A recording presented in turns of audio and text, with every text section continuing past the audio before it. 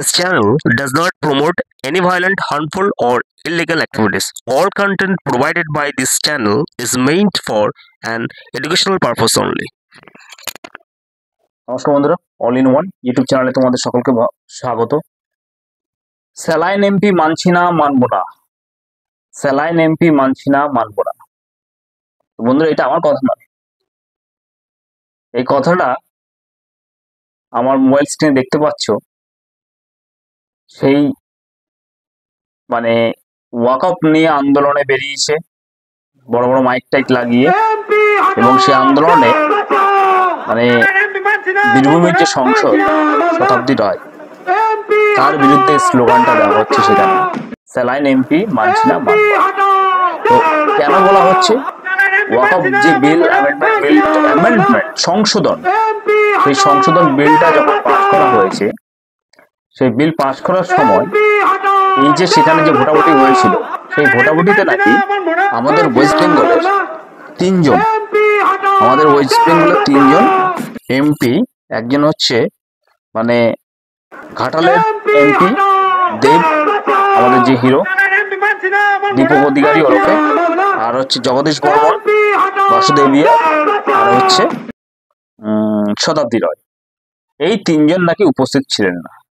তো তার মধ্যে আগে আমি শতাব্দী রায়ের যে একটা বক্তব্য, সেই বক্তব্যটা শোনাবো তোমাদেরকে, তারপর আমি ভিডিওটাতে ডিটেলসে ডিসকাস করবো। তো বক্তব্যটা শোনো। সংসদে ওয়াকআপ বিলে আপনার সই হলো না, আমি সমর্থন করুন। স্যালাইন দিয়েছিলাম, তো ওই জন্য স্যালাইন দিয়ে না শুয়েছিল, অসুস্থ ছিল, তাই জন্য যাওয়া গেল। মোরারয় রামপুরহাট এলাকাতে সোশ্যাল মিডিয়ায় পোস্ট হচ্ছে যে এই সাংসদকে আর চাই না আমরা।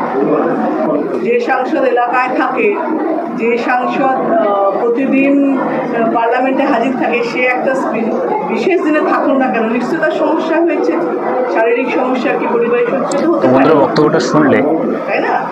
মাননীয় সংসদ শতাব্দী রায়, তো তার শরীর অসুস্থ ছিল, সেই অসুস্থতার জন্য তিনি সংসদে উপস্থিত হতে পারেননি। হয়তো এখন ডিহাইড্রেশন বা যে কোনো একটা ফিজিক্যাল ছিল, স্যালাইন দিয়ে সে শুয়েছিল, সেই জন্য সেই দিন সংসদে উপস্থিত থাকতে পারেননি। তো এদের যে বক্তব্য, যারা বক্তব্য দিচ্ছে, এবং সেখানে রুলিং দলের শতাব্দী, আমাদের মাননীয় সংসদ, যে আমাদের যে টিএমসিবির সংসদ, এবং সেই দলেরই বিধায়ক সেখানে উপস্থিত ছিলেন, এবং তার সামনে এই সমস্ত বক্তব্যগুলো দেওয়া হচ্ছে যে স্যালাইন এমপি মানছি না মানবো না।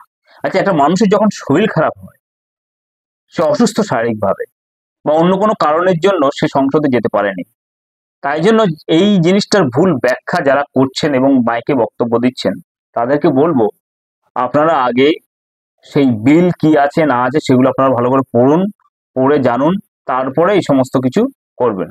প্রতিবাদ করা ভালো, ঠিক আছে, কিন্তু আমাদের আমাদের যে চিফ মিনিস্টার আমাদের রাজ্যের, তিনি তো বলেছেন যে এই যে ওয়াকআপ নিয়ে যে বিষয় বৃত্তান্তটা ঘটছে, তিনি সেটা খুঁটিয়ে ভালো করে দেখবেন প্রথমত। দ্বিতীয়ত, তিনি তো আশ্বাস দিয়েছেন, এবং কোনো কিছু যে একটা বিল পাস হয়ে গেল, সেটা লাগু হবে বা কি করে কাজ করবে না করবে, সেই কাজের সম্বন্ধে আপনাদের ধারণা আসতে হবে, কাজের সম্বন্ধে জানতে হবে, জেনে তারপরে এই সমস্ত কিছু কমেন্টস করা ভালো প্রথমত।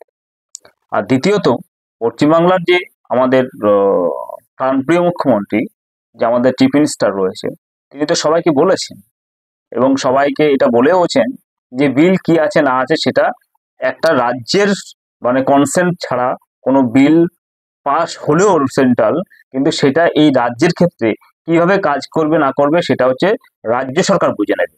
এই জিনিসটা বুঝতে হবে। একটা গণতন্ত্রের ইন্ডিয়ান কনস্টিটিউশন অনুযায়ী 3টে পার্ট যেটা জানে, সে অ্যাডমিনিস্ট্রেটিভ, জুডিশিয়ারি এবং লেজিসলেটিভ থাকে, এবং law and order state matter subject থাকে। সেখানে সেন্টার চাইলে হুটহাট করে কোনো কাজ ইমপ্লিমেন্টেশন করতে পারে না, সেটা আপনাদেরকে বুঝতে হবে। না বুঝে কোনো কিছু এইভাবে করে সারা পশ্চিমবাংলার যে একটা অশান্তি সৃষ্টি হচ্ছে, হ্যাঁ, সেই সৃষ্টিতে একটা উস্কানিমূলক কোনো কিছুতে যারা পা দিচ্ছেন, তাতে কিছু বাংলার ক্ষতি হবে, তাছাড়া আর কোনো কিছু না। এবং এইভাবে যে চারদিকে আমি দেখছিলাম নানা ক্ষেত্রে, এই যে সরকারি যে সমস্ত সম্পত্তি পুরানো, সম্পত্তি নষ্ট করা, এইগুলো করে পশ্চিমবাংলার তো ক্ষতি হচ্ছে না। সেই ক্ষতি ক্ষেত্রে লাভ কাদের হচ্ছে?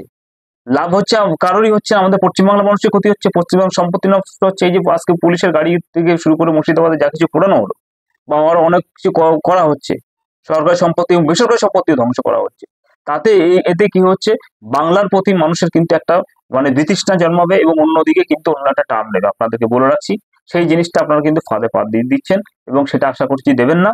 এবং রাজ্যে শান্তি শৃঙ্খলা বজায় রাখার জন্য কিন্তু সবাইকে কিন্তু দায়িত্ব নিতে হবে। এইভাবে একটা মানে হুটহাট করে কেউ কিছু বলে দিল, তাতে করে একদম আমরা লাফিয়ে পড়লাম কোনো কিছু হই হই রই রই করে, এইতে করে কি হয়, পরিস্থিতি জটিল হয়ে যাবে এবং প্রশাসন তখন বাধ্য হবে কোনো স্টার্ন অ্যাকশন নিতে। এটা নিয়ম, কারণ ল অ্যান্ড মার্ডার যখন মানে এরকম হাতের বাইরে আউট অফ কন্ট্রোল হয়ে যাবে, তখন প্রশাসন তাকে অ্যাকশন নিতেই হবে, কিচ্ছু করার নেই। তো সেক্ষেত্রে আমি বলবো শান্তি শৃঙ্খলা বজায় রাখুন। বর্তমান এখানে আমাদের যে মাননীয় মুখ্যমন্ত্রী রয়েছে, তিনি পুরো জিনিসটা মাথায় আছে, তিনি পুরো জিনিসটাকে দেখছেন ভালো করে এবং দেখার ফলে তার মাথায় সমস্ত কিছু আছে এবং তিনি নখদর্পণে সমস্ত কিছু জানেন।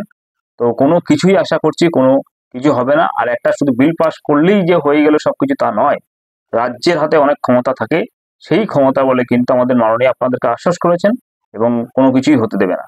তো সেইটা আশা করছি আপনারা মেনে চলবেন এবং আমাদের প্রাণপ্রিয় মুখ্যমন্ত্রীর উপরে ভরসা রাখবেন এবং তিনি আপনাদেরকে দেখে আসছে এবং আরো দেখবে। আচ্ছা, এইবার একটা কথা বলি যে আজকে যারা যারা এরকম বক্তব্য বলেছেন, কিছুদিন পরে হয়তো বলবেন যে আমরা এমপি কে মানছি না, তারপরে আপনারা বলবেন যে রাজ্যের প্রশাসনিক যে প্রধান আছে, হ্যাঁ, তাকেও মানবেন না। এই ধরনের বক্তব্য কখনো দেবেন না, তাহলে কিন্তু মানে অন্য কেউ সুযোগ পেয়ে যায়। তো আজকে ভিডিওটা একটুখানি, আশা করছি রাজ্যের শান্তি শৃঙ্খলা সবকিছু বজায় থাকবে এবং এই কোন একটা বিল পাস হওয়া মানে একেবারে সেটা লাগু হওয়া তা নয়। বিল পাস হয়ে পড়েও থাকতে পারে, অনেকই বিল এরকম পাস হয়ে আছে, পড়ে রয়েছে, কোনো কাজ নেই। তো সেক্ষেত্রে বাংলায় শান্তি শৃঙ্খলা বজায় রাখার জন্য আমাদের মাননীয় চেষ্টা করছে এবং তার উপর ভরসা থাকুন, সেই ভরসাতেই কিন্তু রাজ্য শান্তিতে থাকবে। এটুকুন ভিডিওটা ভালো লাগলে লাইক শেয়ার সাবস্ক্রাইব করুন। ধন্যবাদ।